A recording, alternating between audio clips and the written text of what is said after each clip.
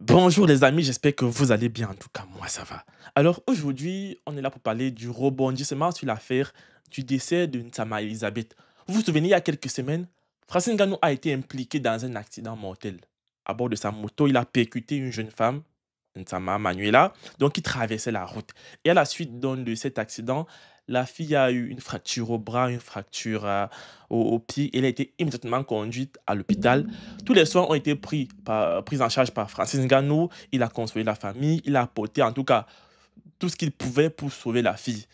Imaginez un peu, tu es à l'hôpital et puis celui qui paye tes factures, c'est Francis Ngannou. Normalement, tu dois être traité comme une reine. Normalement, tu dois être aux petits soins. Tout doit être parfait.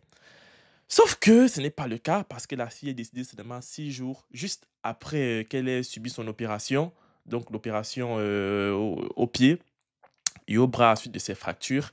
Et de ce décès-là, c'est devenu du n'importe quoi sur la toile. Chacun racontait un peu ce qu'il pensait entre ceux qui soutenaient le fait que non, Francis Ngannou, peu importe sa cote de popularité, peu importe ce qu'il représente aujourd'hui pour le Cameroun, peu importe ce qu'il est, il doit quand même être poursuivi.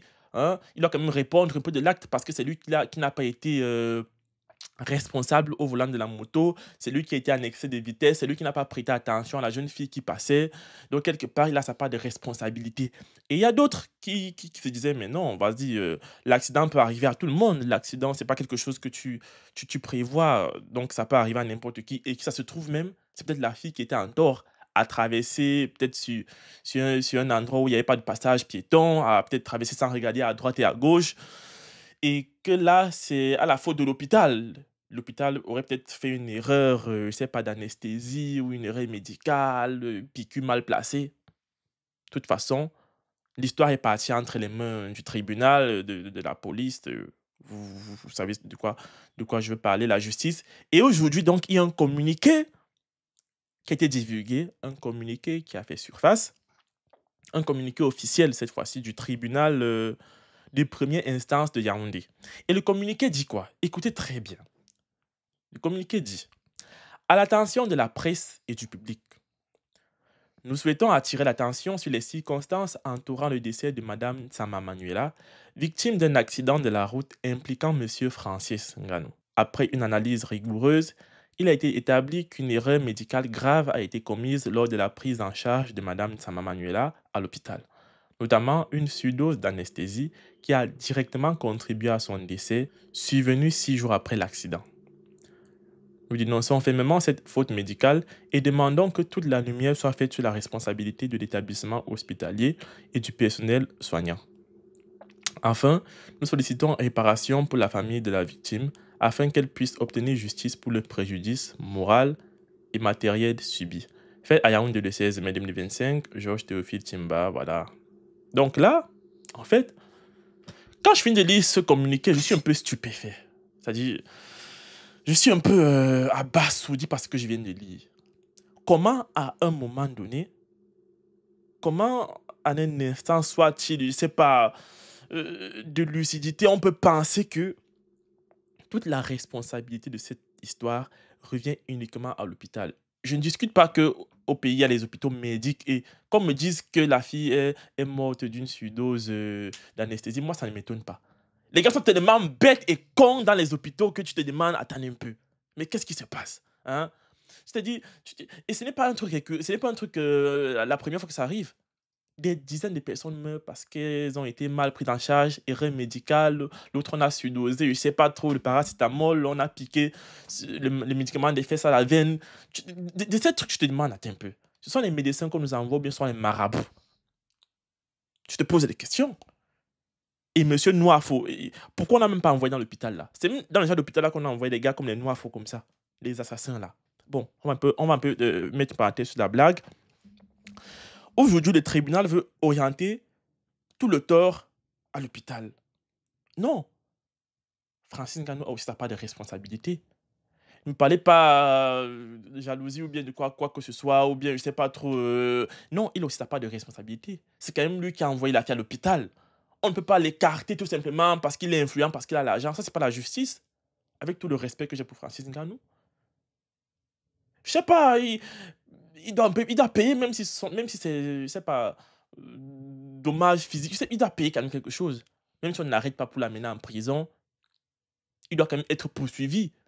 Et quand la justice te poursuit, à la fin, c'est pas forcément la prison, tu peux payer une amende, tu peux faire, je sais pas trop, quoi que ce soit, mais faut pas nous faire croire ici que la faute est seulement pour l'hôpital. Bon, j'ai fini avec Francine Ngannou, maintenant revenons à l'hôpital en fait. On ne peut pas cracher sur l'hôpital à tout moment. Moi, je vais plutôt ici accuser, vas-y, la formation. C'est-à-dire ceux qui forment les anesthésistes là, les infirmières, tout ce qui... Je parle ici de la formation en fait. Qu'est-ce qu'on apprend là-bas aux gens? Est-ce qu'ils ont vraiment le niveau? Est-ce qu'elles ont le niveau d'exercer dans ce qu'elles appellent être leur métier? Ou alors, est-ce qu'elles sont arrivées là parce qu'elles ont donné les fesses? Parce qu'elles sont du même village que telles?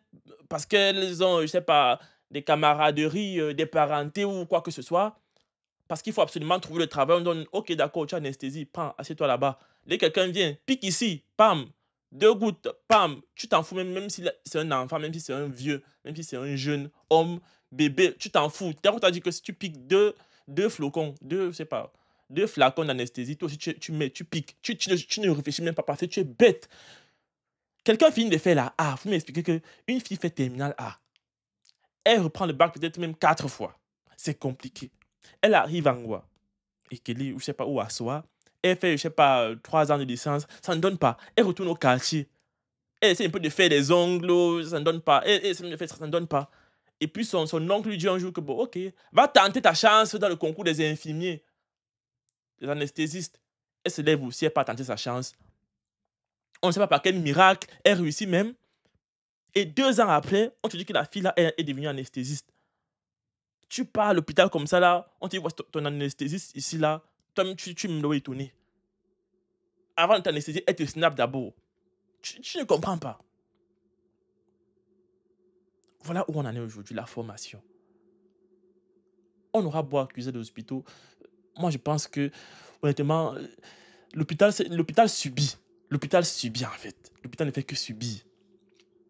Même quand tu arrives dans les hôpitaux, c'est sale, il n'y a pas de matériel et tout. C'est parce qu'ils subissent. Moi, je pense pas que quelqu'un qui travaille à l'hôpital aimerait voir son hôpital, je sais pas, euh, dans des sales conditions, travailler dans la merde, voir les gens mourir sans les aider. Je pense que c'est un système qui fait en sorte que l'hôpital aujourd'hui, vas-y, subit. Et vu que c'est un peu la vitrine, ils sont un peu les moutons noirs de l'histoire.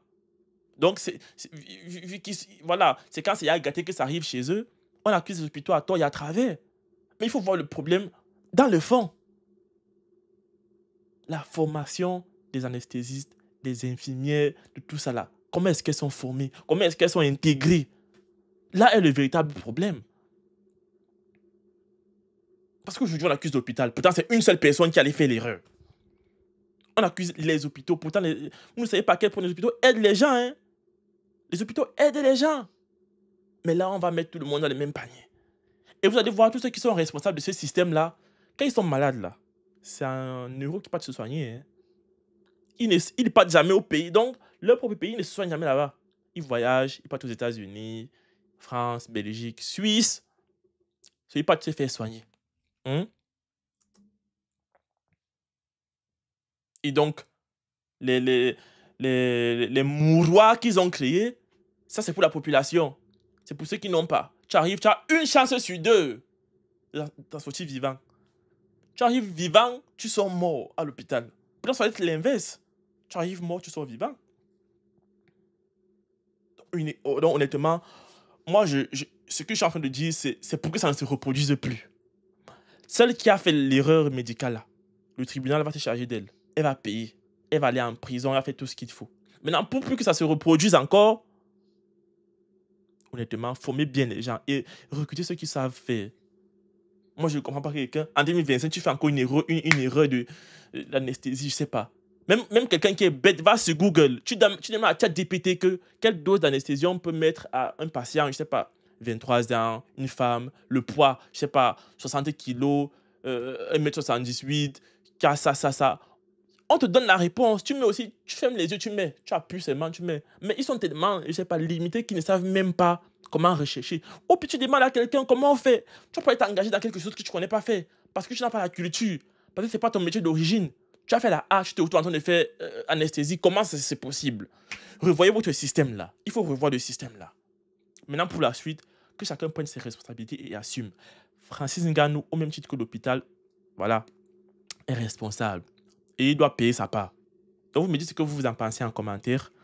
Et on te dit à très vite pour notre vidéo. Ciao.